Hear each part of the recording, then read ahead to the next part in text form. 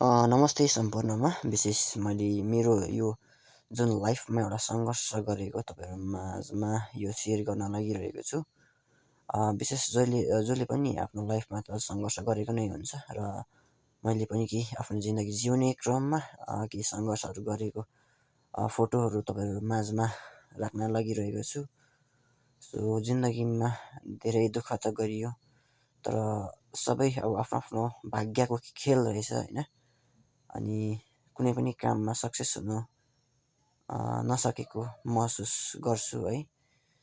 र यो बितेको दिनको यो फोटोजहरू म हेर्दै गर्दाखेरि तपाईँहरूलाई पनि केही यो तस्बिरहरू देखाउन मन लाग्यो। अनि चाहिँ मैले यो फोटोमा छोटो भोइस क्लिप तपाईँहरू सामु लगाएर केही तस्बिरहरू देखाइरहेको छु।